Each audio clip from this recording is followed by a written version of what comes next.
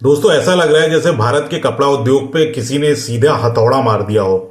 Trump प्रशासन ने अचानक से 50% तक का भारी ट्रैफिक भारत से आने वाले टेक्सटाइल और गारमेंट्स पे लगा दिया। इसका नतीजा क्या हुआ? शेयर मार्केट में हड़कंप मच गया है। कंपनियों के दाम धड़ाम से गिरे और निवेशकों के चेहरे पर अब काफी चिंता की गहरी लकीरें देखी जा सकती हैं।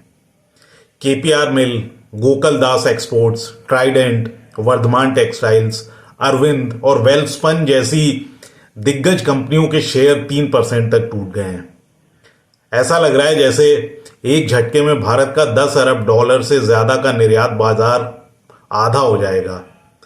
ऊनी और बुने हुए कपड़ों पर शुल्क अब 60% से भी ऊपर चला गया है, जिससे अमेरिका में भारत की प्रतिस्पर्धा अब तो वियतनाम, बांग्लादेश और पाकिस्तान जैसे देशों से कमजोर हो गई है।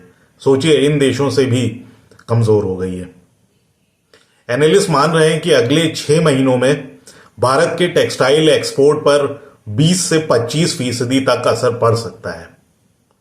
अब यह सिर्फ आंकड़े नहीं है, आप ये समझिए कि बल्कि लाखों मजदूरों और छोटे उद्योगों की रोजी रोटी पर सीधा खतरा है, क्योंकि इन इंडस्ट्रीज में लाखों लोग काम करते हैं।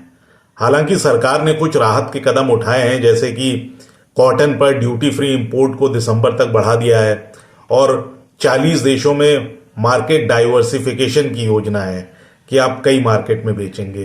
लेकिन सवाल यह है कि क्या ये उपाय इस झटके को झेलने के लिए काफी हैं?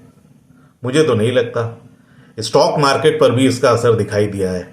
निफ्टी और सेंसेक्स दबाव में आ गए और फॉरेन इन्वेस्टर्स ने पैसा निकालना शुरू कर दिया। खासकर गुजरात और पंजाब जैसे टेक्सटाइल हब्स की हालत तो काफी गंभीर हो रही है और बहुत तेजी से गंभीर हो रही है।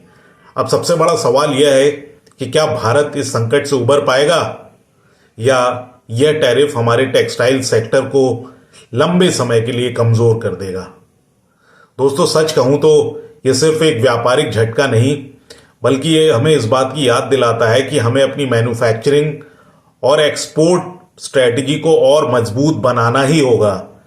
नहीं तो हर अंतर्राष्ट्रीय झटका हमें बार बार इसी तरह चोट पहुंचाता रहेगा।